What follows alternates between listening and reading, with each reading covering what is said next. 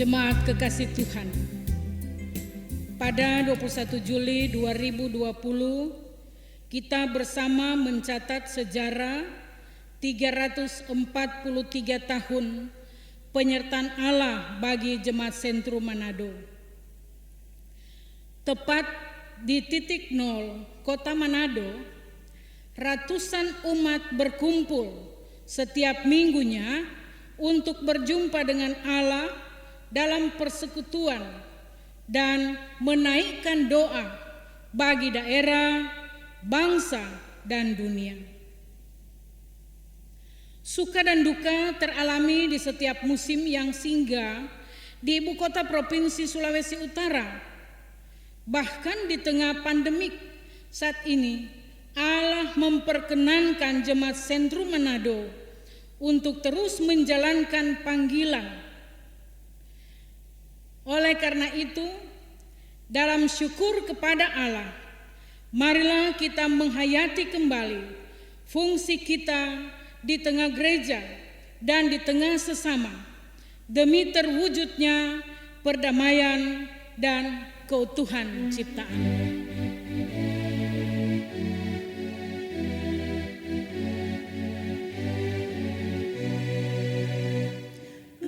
Gereja bagai bahtera di laut yang seram, mengarahkan haluannya ke pantai seberang, mengamuklah samudera dan badai menderu. Gelombang zaman mengemas yang sulit ditempuh. Penumpang pun bertanyalah selagi berjerit, betapa jauh di manakah labuhan abadi.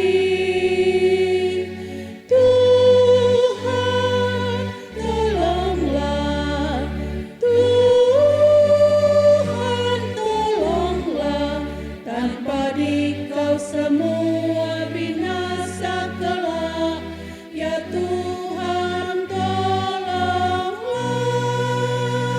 Jemaat diundang untuk berdiri.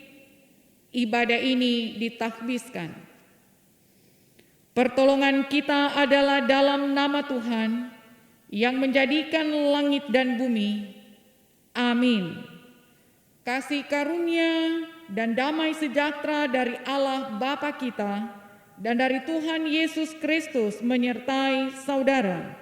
Dan menyertai saudara juga. Dengarkanlah nats pembimbing di ibadah ini. Kita membaca dalam kitab Yesaya pasal 53 ayatnya yang keempat. Tetapi sesungguhnya penyakit kitalah yang ditanggungnya dan kesengsaraan kita yang dipikulnya. Padahal kita mengira dia kena tulah, dipukul, dan ditindas Allah. Jemaat dipersilahkan duduk.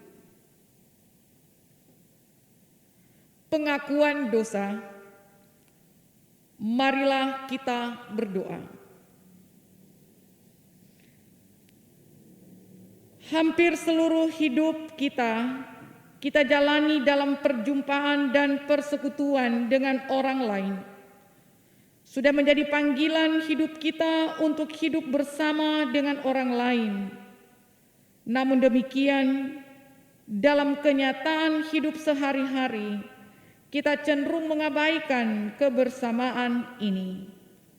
Tuhan yang Maha Kasih, kami mengaku atas kegagalan kami memelihara perjumpaan dan persekutuan kami. Kami kurang mempersembahkan diri kami untuk kehidupan bersama. Kami cenderung untuk hidup bagi diri kami sendiri. Dalam pelayanan, kami lebih mengutamakan kehendak pribadi, sehingga tidak jarang kami menjadi penghambat langkah-langkah kebersamaan menuju keesaan. Sebagai pribadi maupun lembaga, kami gagal membentuk persekutuan yang rukun dengan ciptaan lain dalam segala kehidupan. Engkau telah memanggil kami datang dari utara, selatan, timur, dan barat untuk menjadi satu dan berada dalam kesatuan kasih-Mu. Namun pementingan diri dan kesombongan rohani telah membuat kami terpecah, lalu gagal menjalankan tugas pembinaan, pelayanan, dan kesaksian. Kami berjuang atas nama persekutuan, sementara di sisi lain kami eksklusif. Ya Tuhan, kami bersalah di hadapan-Mu, kasihanilah kami. Mari kita menyanyi PKJ nomor 43, Tuhan kami berlumuran dosa.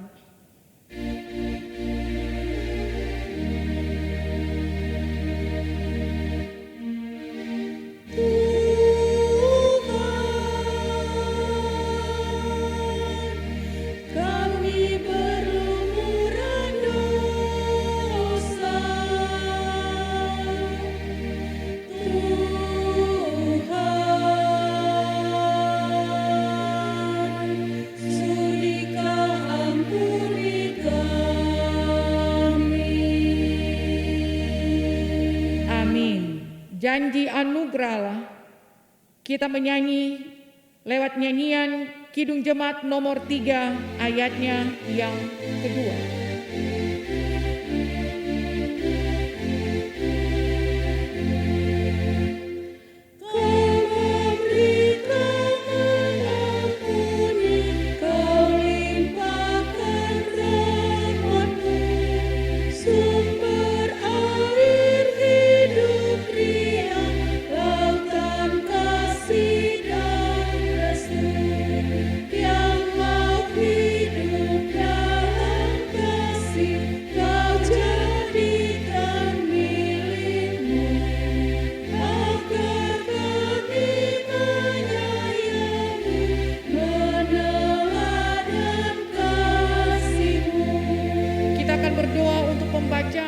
Pemberitaan firman Tuhan, marilah kita berdoa. Ya Tuhan Yesus, Kepala Gereja kami, Engkaulah yang menjadi pusat persekutuan kesaksian pelayanan kami umat-Mu, termasuk bagi kami, umat Tuhan, warga gereja Masini Minahasa, Sentrum Manado, yang hari ini dalam suasana penuh sukacita iman kami beribadah di hari Minggu, dalam syukur kami akan hari ulang tahun ke-343 tahun. Terima kasih ya Tuhan untuk perjalanan pelayanan persekutuan dan kesaksian yang terus dalam tuntunan-Mu.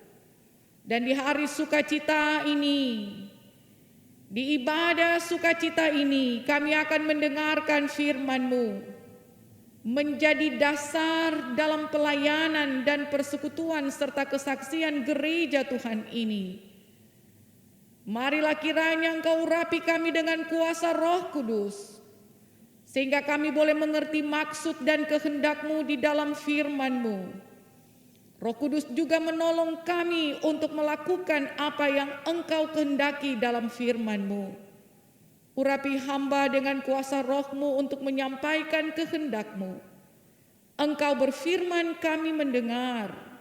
Dalam nama Tuhan Yesus Juru Selamat kami berdoa. Amin. Jemaat yang dikasihi Tuhan, mari kita membuka Alkitab. Bacaan firman Tuhan diambil dalam pembacaan Injil Markus pasalnya yang kedua, ayat 1 sampai ayatnya yang ke-12.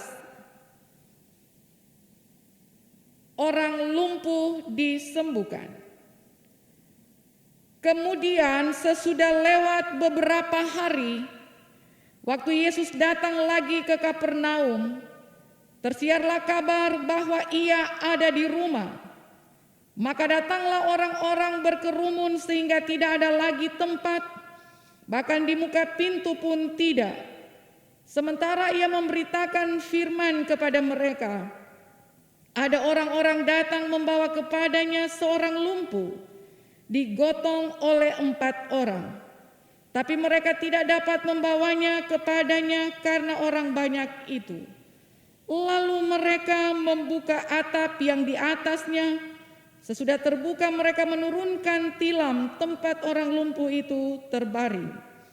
Ketika Yesus melihat iman mereka, berkatalah ia kepada orang lumpuh itu, "Hai anakku, dosamu sudah diampuni." Tetapi di situ ada juga duduk beberapa ahli Taurat. Mereka berpikir dalam hatinya, "Mengapa orang ini berkata demikian? Ia menghujat Allah. Siapa yang dapat mengampuni dosa selain daripada Allah sendiri?" Tetapi Yesus segera mengetahui dalam hatinya bahwa mereka berpikir demikian. Lalu ia berkata kepada mereka, "Mengapa kamu berpikir begitu dalam hatimu? Manakah lebih mudah mengatakan kepada orang lumpuh ini, 'Dosamu sudah diampuni,' atau mengatakan, 'Bangunlah, angkatlah tilammu dan berjalanlah'? Tetapi supaya kamu tahu bahwa di dunia ini Anak Manusia berkuasa mengampuni dosa, berkatalah ia kepada orang lumpuh itu, 'Kepadamu kukatakan, bangunlah, angkatlah tempat tidurmu, dan pulanglah ke rumahmu.' Dan orang itu pun bangun, segera mengangkat tempat tidurnya dan pergi keluar di hadapan orang-orang itu, sehingga mereka semua takjub, lalu memuliakan Allah, katanya, 'Yang begini belum pernah kita lihat.'" Demikianlah pembacaan firman Tuhan. Saudara-saudara yang dikasihi oleh Tuhan Yesus, puji Tuhan, pada hari Minggu ini kita boleh lagi beribadah di era new normal di tengah pandemi COVID-19. Jemaat ada yang sudah beribadah di gereja, tapi juga ada jemaat yang masih memilih untuk tetap beribadah di rumah. Kita semua sangat bersyukur kepada Tuhan untuk kesempatan beribadah yang Tuhan berikan bagi kita. Di ibadah hari Minggu ini, kita jemaat Tuhan di Gemim Sentrum Manado ada dalam suasana sukacita, pesta iman atas anugerah Tuhan yang luar biasa, tepatnya pada tanggal 21 Juli 2020, Gemim Sentrum Manado genap berusia 343 tahun. Patutlah kita bersyukur karena Tuhan adalah omnipresent, maha hadir, dan setia pada janjinya dalam perjalanan gereja. Gemim Sentrum Manado berlokasi di pusat kota Manado, tepatnya di Kelurahan Lawangirung, Kecamatan Wenang. Berdiri tahun 1677, bangunan peninggalan masa kolonial Belanda ini merupakan gereja tertua di Manado. Dulu namanya bukan Gemim Sentrum, tetapi Gereja Besar Ode Kerk Manado. Nama sentrum baru digunakan setelah kemerdekaan. Di masa silam gereja ini berada di bawah binaan Indische Kerk atau gereja negara. Pada masa pendudukan Jepang, gereja sentrum pernah dijadikan sebagai markas MSKK Manado Shu Kiri Shutokyo Kyokai yang dipimpin oleh pendeta Jepang Hamasaki. Namun sayangnya bangunan gereja ini hancur dibom ketika Perang Dunia Kedua. Pada tahun 1946 sampai 1947 dibangunlah monumen Perang Dunia Kedua, letaknya tepat di samping lokasi gereja sentrum. Monumen ini dibangun sebagai suatu kenangan terhadap korban perang Pasifik, baik dari pihak sekutu Jepang maupun rakyat semasa Perang Dunia berlangsung. Pada tahun 1952, gereja ini dibangun kembali dan ditahbiskan 10 Oktober 1952. Bangunannya bercorak khas gereja Protestan di Belanda yang berbentuk persegi sebagai simbol 4 penjuru mata angin. Bangunan Gemim Sentrum Manado telah beberapa kali direnovasi dengan mengalami perubahan. Nah, saudara-saudara, sekalipun mengalami perubahan, tapi keaslian dinding pilarnya tetap dipertahankan. Data singkat ini menjadi petunjuk yang nyata bagi kita bahwa Tuhan sendirilah yang menghendaki dan memberkati kehadiran Gemim Sentrum Manado untuk berkembang dan melaksanakan maksud panggilan dan pengutusannya di tengah masyarakat Kota Manado, masyarakat Sulawesi Utara, dan Indonesia dan dunia global melalui kemitraan dengan berbagai gereja, lembaga-lembaga Kristen, pemerintah, masyarakat, dan golongan agama, dan juga berbagai badan, yayasan, dan lembaga lainnya. Warga Gemim Sentrum yang terdiri dari beragam latar belakang budaya, suku, kita percaya bahwa di dalam gereja Tuhan inilah Tuhan berkenan memanggil kita masing-masing untuk menjadi satu kesatuan tubuh Kristus dan bersama-sama membangun persekutuan untuk mengerjakan tugas pelayanan dan kesaksian sesuai dengan talenta, profesi, dan berbagai tugas panggilan yang Tuhan percayakan. 343 tahun sudah kita jalani dan kita berjalan bersama, membangun bersama, dan menata bersama pelayanan gerejawi. Kini dan di sini kita diajak untuk memaknainya dalam kebersamaan kita lewat ibadah ini dengan firman Tuhan di Markus pasal 2 ayat 1 sampai 12. Saudara-saudara yang dikasihi oleh Tuhan Yesus, banyak orang ingin bertemu, belajar dari Yesus, dan ingin disembuhkan oleh Yesus. Dari begitu banyak orang yang ingin bertemu dengan Yesus, ada yang benar ingin belajar dan percaya bahwa Yesus bisa menyembuhkan dan mengusir roh jahat, tapi ada juga yang hanya sekedar ingin memastikan apakah rumor tentang Yesus mengajar dengan luar biasa, menyembuhkan orang sakit, dan mengusir roh jahat benar adanya. Mereka mengenal Yesus hanya dari sosok orang tuanya, anak seorang tukang kayu, dan kemudian mereka berpikir bagaimana sosok seorang anak tukang kayu yang bisa menjadi buah bibir pada waktu itu. Mereka penasaran sehingga mau melihat dengan mata mereka sendiri. Ada juga yang ingin menemui Yesus untuk menyangga pengajaran Yesus. Mereka merasa tersaingi karena kehadiran Yesus. Mereka ingin bertemu Yesus untuk mencari tahu ajaran Yesus supaya dapat mengalahkan Yesus. Banyak yang ingin bertemu Yesus. Motivasi dan tujuan mereka pun bertemu Yesus berbeda-beda. Ada yang benar, ada yang salah, ada yang tulus, ada yang bulus.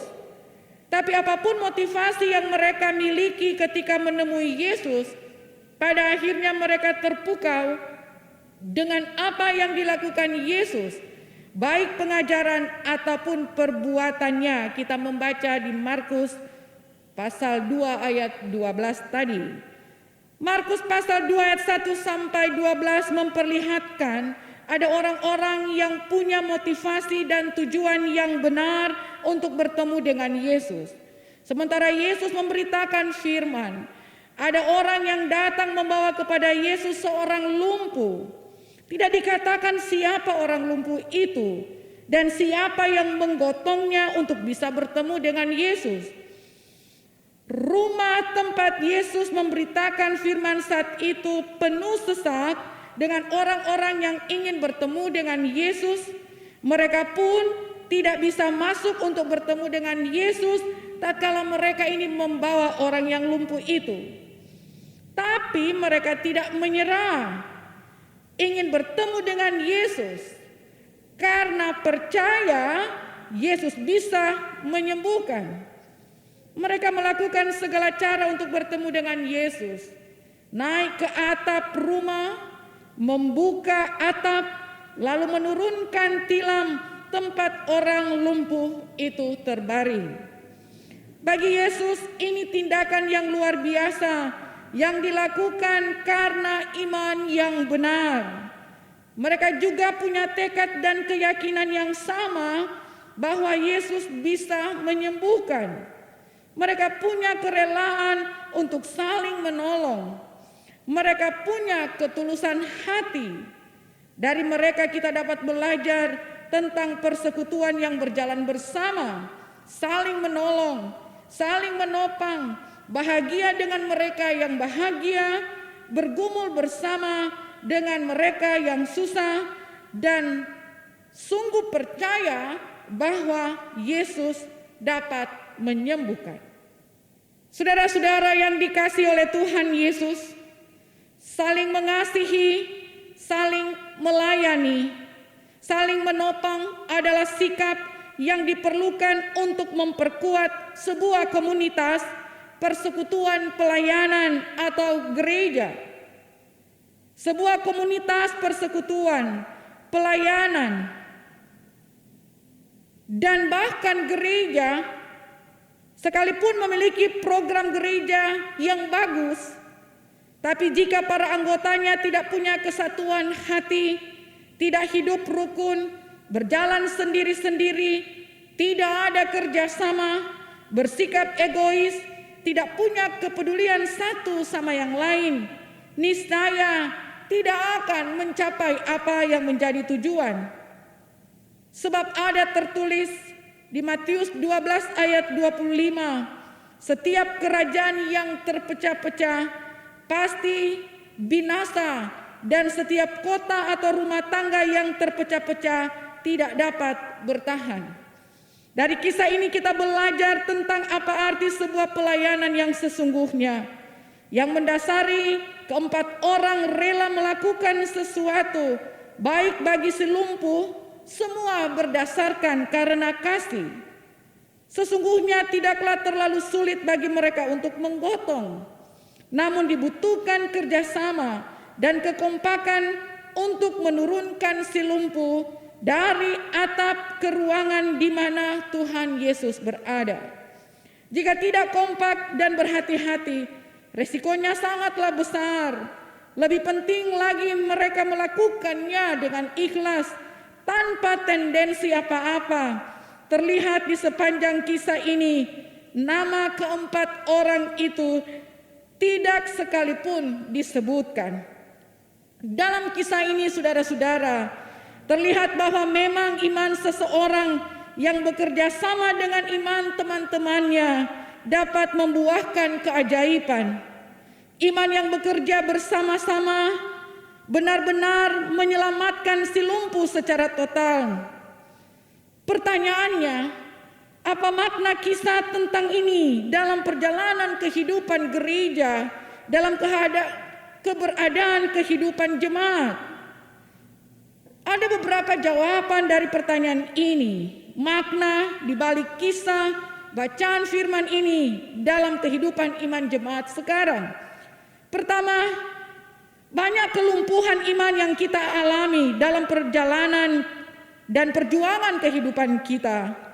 Persoalannya, apakah kita datang pada Tuhan mencari pertolongan supaya kita dipulihkan, ataukah dengan banyak halangan kita malah balik mundur dan tidak berusaha mendapatkan Tuhan. Kerjasama dalam iman sangat penting. Di sisi lain, iman secara pribadi itu sangat penting. Tapi dukungan dari persekutuan juga penting, di mana kita saling mendukung satu dengan yang lain, dan hasilnya pasti luar biasa, ajaib.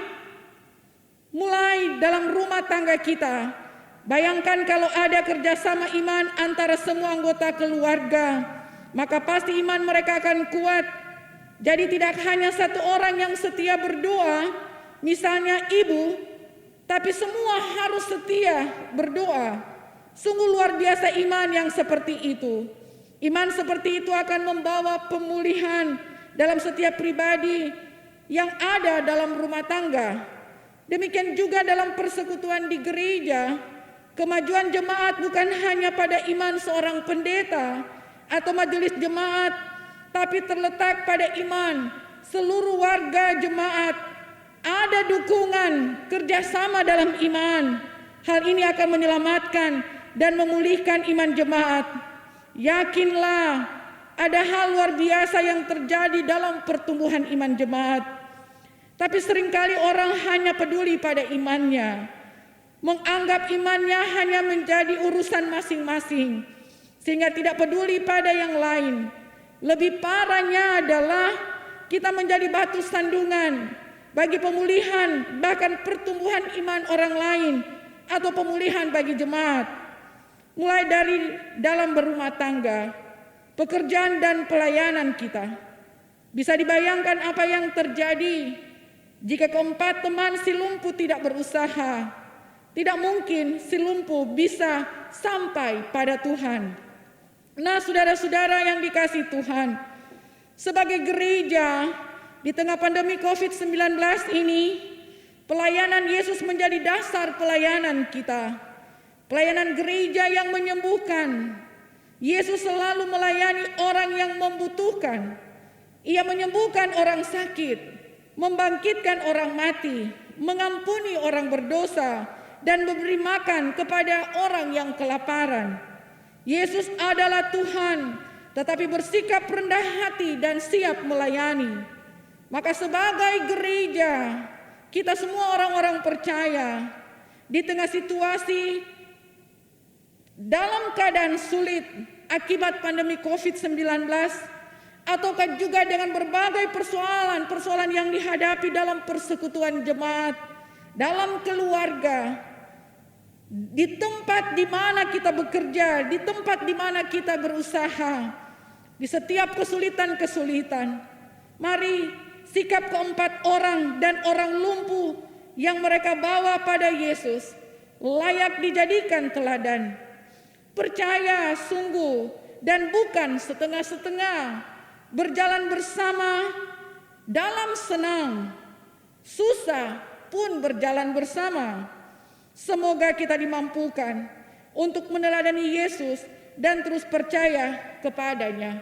Nah, saudara-saudara yang dikasihi Tuhan, di perayaan hari ulang tahun ke-343 Gemim Sentrum Manado, kita tumbuh kembangkan sikap dan komitmen kita bersama bahwa seberat apapun tantangan dalam persekutuan, kesaksian dan pelayanan, yang kita lakukan adalah jangan mundur.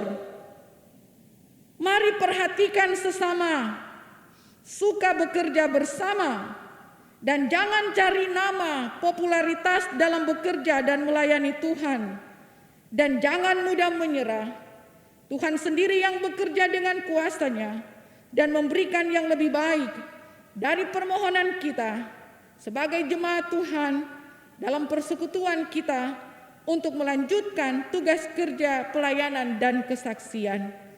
Terpujilah Tuhan Yesus, Kepala Gereja yang menyertai perjalanan kehidupan kita umat-Nya.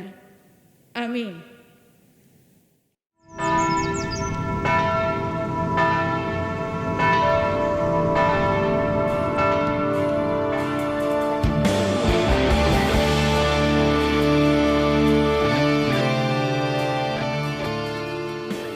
Sebagaimana tulisan Graflan menyebutkan, di Manado terdapat gereja panggung yang terbuat dari kayu beratapkan sirah. Lokasinya tidak jauh dari benteng, berdekatan dengan penjara, dan di sampingnya terdapat warugah dan persekolahan. Maka yang dimaksudkan dengan bangunan tersebut adalah GBM atau The Groot Kerk atau artinya gereja besar. Gereja tersebut memiliki lahan yang luas dan berada di pusat Manado, sehingga gereja sentrum dijadikan land road atau patokan 0 kilometer untuk perhitungan jarak ke daerah yang lain. Gereja Sentrum Manado yang adalah gereja tua yang berada di pusat kota Manado. Gereja ini dibangun atas prakarsa seorang pendeta Belanda yang bernama Domine Montanus yang pada tahun 1675 dalam berkunjung di Manado.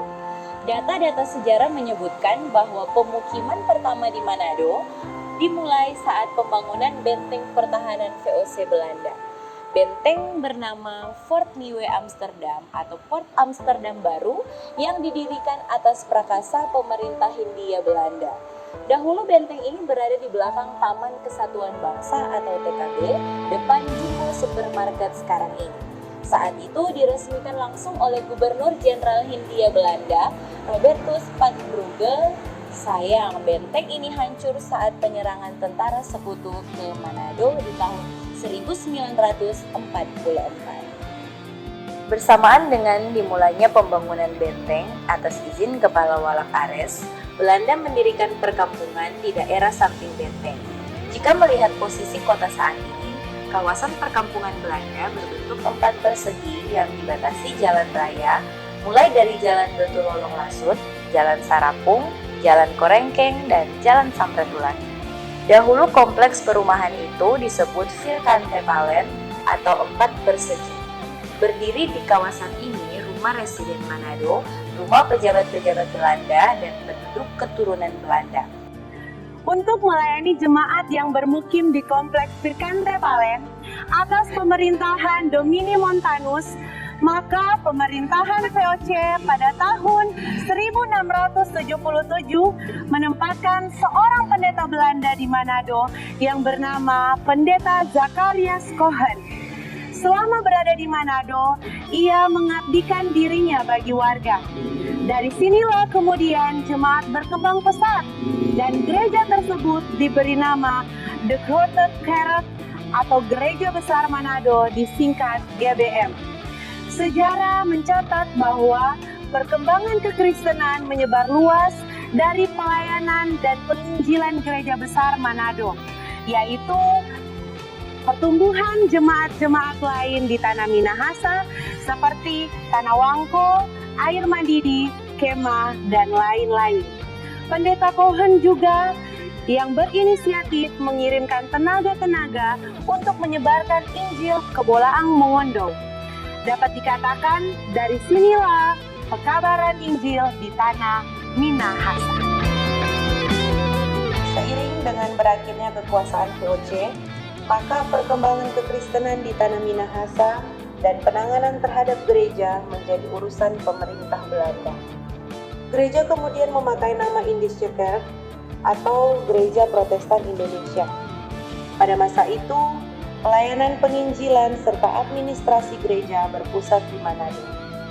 Hal ini diatur berdasarkan peraturan yang ditetapkan oleh Indische Kerk pada waktu itu bahwa semua pendeta pembantu, semua pendeta yang bekerja di Minahasa berada di bawah pimpinan pendeta Belanda. Pada masa pendudukan Jepang, Gereja Besar Manado menjadi pusat atau markas dari Manado Shukiri Sutokyo Kyokai atau MSKK yang dipimpin oleh pendeta Jepang yang bernama Hamasaki. Tapi sayang sekali, gedung Gereja Besar Manado yang kaya akan nilai historis dan religius harus hancur oleh bom yang dilakukan oleh sekutu. Sehingga dilakukan atau dibangun prasasti yang ada di sebelah kiri bangunan gereja, dan bangunan tersebut masih kokoh sampai pada saat ini dan seringkali dibuat atau dikunjungi sebagai situs wisata sejarah. Pada tahun 1952, Gereja Sentrum Manado kembali didirikan di lokasi yang sama dengan bangunan yang permanen, kemudian ditahbiskan pada tanggal 10 Oktober tahun 1952 dengan posisi mimbar utama yang ada di sebelah timur menghadap ke barat, kemudian diubah dari barat menghadap ke timur dan kembali ke posisi semula seperti yang ada pada saat ini. Pada tahun tahun pelayanan 1983 sampai dengan 1992, sesuai data yang ada, Jemaat Sentrum Manado terdiri dari 47 golong.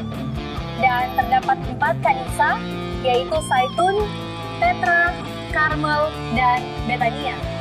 Keempat kanisa tersebut di masa kini sudah menjadi jemaat-jemaat mandiri. Rangkaian Mutiara Zamrud Gereja Sentrum Manado pada 2 dekade akhir abad ke-20 saat memasuki abad ke-21 telah menjadi satu wilayah pelayanan Gemim bernama Wilayah Gemim Manado Sentrum plus Gemim Jemaat Kristus Manado yang memiliki sejarah tersendiri sebagai jemaat keluarga Tionghoa yang dibuahkan oleh Gereja Sentrum Manado. Dengan demikian, buah-buah pemekaran satu jemaat Sentrum Manado kini telah menjadi 6 jemaat mandiri dalam lingkup pelayanan wilayah Manado Sentrum. Para pendeta yang pernah bertugas di Jemaat Sentrum Manado sebagai ketua jemaat atau ketua badan pekerja majelis jemaat, yaitu Pendeta J.J. Roti pada tahun 1952 sampai 1970. Pendeta J.F. Parengkuan tahun 1972 hingga 1974. Pendeta D. Wenas tahun 1975 hingga tahun 1979. Pendeta H. Tumampas dari tahun 1979 hingga tahun 1982. Pendeta M.W. Rompis Luming STH pada tahun 1982 hingga 1993. Pendeta Martin Luther Lindengan STH pada tahun 1993 hingga 1999. Pendeta Boyke B. Mait STH Emin SH pada tahun 1999 hingga tahun 2000. Pendeta Nicholas Molibu STH MSI tahun 2005 sampai 2010. Pendeta Frank Sumera STH tahun 2010 sampai 2013. Pendeta Octavio Raymond Rotulu STH tahun 2013 sampai 2018. Dan Pendeta Florence Munigir Lao STH tahun 2018 sampai 2019.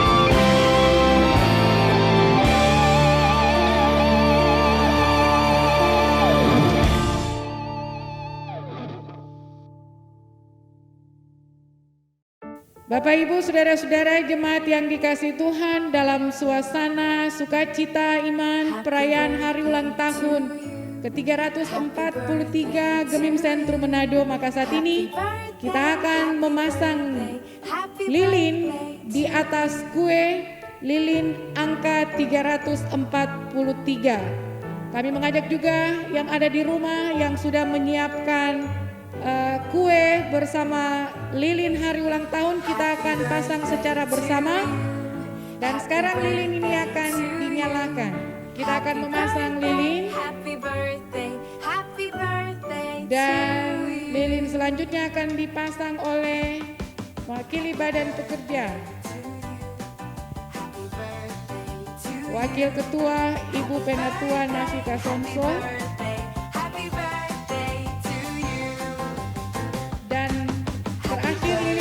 Dinyalakan mewakili panitia Hari Raya Gerejawi tahun 2020, Ibu Firlia Ratu Linta. Dan lilin ini akan ditiup bersama-sama. 1, 2, 3. Ore, tepuk tangan. Beri kemuliaan bagi nama Tuhan Yesus. Tuhan Yesus menyertai perjalanan Gemim Sentrum Manado dalam tugas bersekutu, bersaksi, dan melayani. Amin. Kita akan memberikan persembahan. Marilah kita mempersembahkan persembahan syukur kepada Tuhan Allah kita. Dan sementara persembahan kita berikan, kita menyanyi, Kidung Jemaat nomor 46, besarkan nama Tuhan.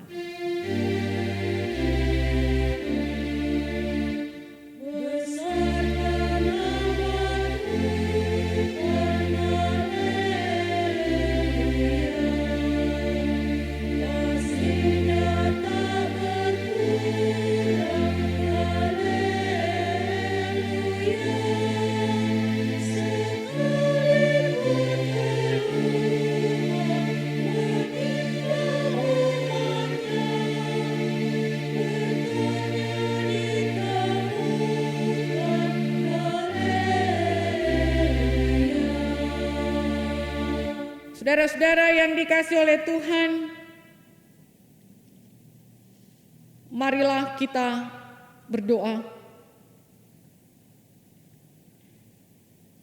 Ya Tuhan Yesus, Kepala Gereja kami, bagimulah pujian, syukur, sembah, dan hormat.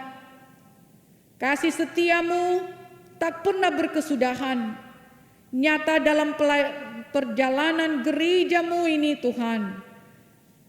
Gemim Sentrum Manado yang oleh karena kemurahan-Mu boleh ada di perayaan hari ulang tahun ke-343. Terpujilah Engkau ya Tuhan yang menyertai persekutuan, kesaksian, dan pelayanan gereja ini.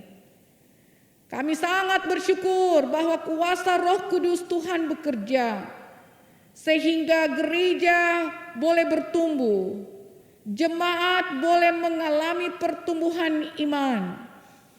Kami bersyukur bahwa Engkau menghadirkan para hamba-hamba-Mu, para pelayan Tuhan dari tahun ke tahun, dari periode-periode pelayanan, dan meletakkan dasar persekutuan, kesaksian, pelayanan yang benar, sehingga gereja ini bertumbuh, gereja ini berbuah. Dan terpujilah Engkau ya Tuhan Yesus yang mengambil alih dan mengendalikan perjalanan gereja ini. Di tengah berhadapan dengan berbagai persoalan, tantangan dalam pelayanan, Engkau terus memampukan untuk para hamba-hamba-Mu boleh melewati berbagai persoalan, tantangan dengan selamat. Kami bersyukur untuk cara-Mu Tuhan bagi perjalanan gereja Gemim Sentrum Manado yang kemudian boleh menjadi bagian dalam persekutuan jemaat Tuhan, warga gereja Masjid Minahasa yang hadir untuk boleh menjadi contoh dan teladan bersaksi tentang Engkau Tuhan. Terima kasih Tuhan. Sekalipun memang tidak mudah perjalanan sampai ada di usia 343 tahun. Tetapi kebesaran kuasa-Mu melebihi dari setiap masalah-masalah yang dihadapi. Terima kasih untuk setiap jalan keluar yang Engkau berikan. Terima kasih untuk keesaan, keutuhan jemaat yang boleh terpelihara. Kami bersyukur Tuhan untuk semua campur tangan-Mu Tuhan. Gerak pelayanan yang terus berjalan saat berada di pandemi COVID-19 ini menjadi tantangan tersendiri di tengah memaknai syukur hari ulang tahun ke-343 tahun. Tuhan, kami berterima kasih untuk semuanya, bahwa keyakinan iman kami bahwa Engkau Kepala Gereja, Tuhan dunia, adalah Tuhan kami yang akan memampukan kami gereja Tuhan ini, kami hamba-hamba-Mu dan umat-Mu akan bisa melewati pandemi COVID-19 ini. Inilah keyakinan dan pengharapan kami, sambil kami terus memohon pertolongan-Mu. Tolong kami untuk tetap taat dan setia di berbagai tantangan, persoalan, pergumulan yang dihadapi. Bukan hanya pandemi COVID-19, tapi masalah-masalah lainnya yang datang dari luar ataupun dari dalam persekutuan jemaat sendiri. Tuhan, tolong kami untuk tetap taat dan setia kepada-Mu. Untuk kiranya apa yang kami lakukan, bertahan dalam iman, itu akan boleh menjadi kesaksian bagi sesama, bagi dunia. Lewat persekutuan Gereja Tuhan Gemim Sentrum Manado, Tuhan dimuliakan. Karena itu, perjalanan tahun-tahun selanjutnya, kami terus berserah hanya ke dalam tangan-Mu. Engkau sajalah yang akan terus memberkati para hamba-hamba Tuhan yang Engkau pakai melayani dari tahun ke tahun, dari masa ke masa, dari periode pelayanan ke periode pelayanan selanjutnya. Engkau sajalah yang memberkati, Engkau sajalah yang memilih dan yang menentukan. Kami menyerahkan semua hanya ke dalam tangan-Mu. Memberkati semua jemaat, memberkati keluarga-keluarga jemaat. Kami mohon Tuhan, ada pemulihan-pemulihan hidup, ada perubahan-perubahan ke arah yang benar. Kuasa Roh Kudus Tuhan bekerja dan memakai kami para hamba-hamba-Mu untuk melaksanakan program-program pelayanan yang menyentuh seluruh aspek kehidupan jemaat.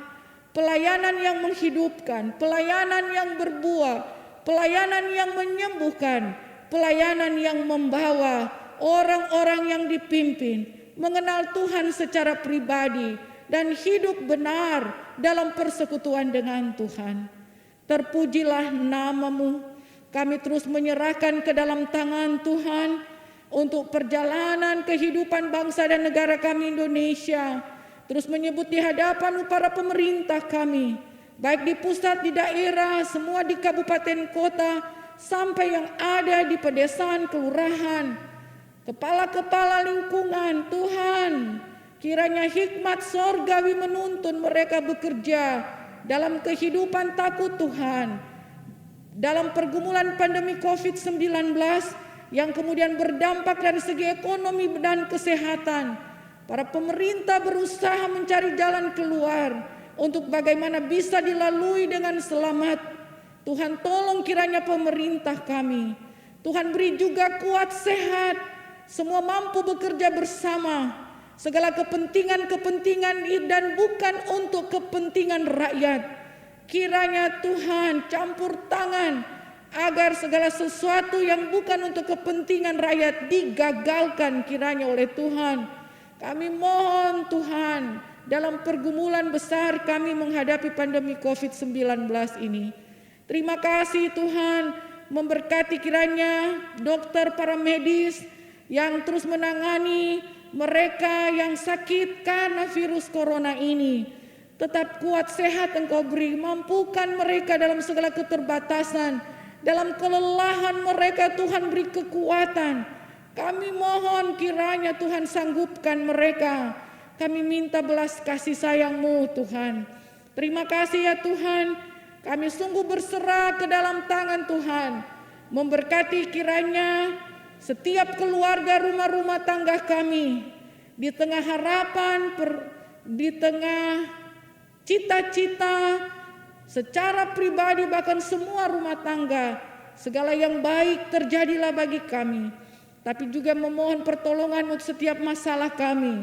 Persoalan-persoalan pribadi, persoalan rumah tangga, apapun bentuknya, masalah ekonomi, masalah hubungan suami istri, masalah hubungan orang tua yang tidak harmonis, kakak beradik tidak harmonis, dalam hubungan dengan orang-orang lain, dalam pelayanan gereja, dengan tetangga, di tempat di mana kami bekerja. Tuhan kiranya pulihkan kiranya semuanya, dan jalan-jalan keluar Engkau bukakan di setiap masalah yang dihadapi, kesembuhan untuk yang sakit, kekuatan untuk yang lemah, penghiburan untuk mereka yang berduka. Terima kasih Tuhan, terpujilah nama-Mu. Kami akan memasuki minggu baru sambil berserah hanya ke dalam tangan Tuhan yang berkuasa atas kehidupan ini. Dan Engkau memberkati dengan umur panjang untuk mereka yang merayakan hari ulang tahun kelahiran, bahkan perkawinan di sepanjang minggu yang akan dilewati. Tuhan menolong mereka untuk punya sukacita bersama dengan Tuhan. Terima kasih Tuhan Yesus Juru Selamat kami. Kuduskanlah persembahan kami. terimalah kiranya untuk kerja pelayanan yang ada. Kami bawa doa syukur kami, doa permohonan kami, hanya ke dalam tangan Tuhan yang berkuasa. Maka jadilah kepada kami seturut dengan kehendak-Mu. Doa ini dibawa di dalam nama Tuhan Yesus, yang adalah Juru Selamat, yang mengajar kami berdoa bersama. Bapa kami yang di sorga, dikuduskanlah nama-Mu, datanglah kerajaan-Mu, jadilah kehendak-Mu di bumi seperti di sorga. Berikanlah kami pada hari ini makanan kami yang secukupnya, dan ampunilah kami akan kesalahan kami, seperti kami juga mengampuni orang yang bersalah kepada kami. Dan janganlah membawa kami ke dalam pencobaan, tapi lepaskanlah kami daripada yang jahat. Karena Engkaulah yang mempunyai kerajaan dan kuasa dan kemuliaan sampai selama-lamanya. Amin. Jemaat diundang untuk berdiri. Saudara-saudara jemaat, kembalilah ke dalam kehidupan sehari-hari dan tunaikanlah tugas pelayanan dengan mengingat pesan firman Tuhan dalam 1 Tesalonika pasal 5 ayat 16 sampai 18. Bersukacitalah senantiasa, tetaplah berdoa, mengucap syukurlah dalam segala hal, sebab itulah yang dikehendaki Allah dalam Kristus Yesus bagi kamu. Mari kita menyanyi PKJ nomor 228, Bapa Sorgawi.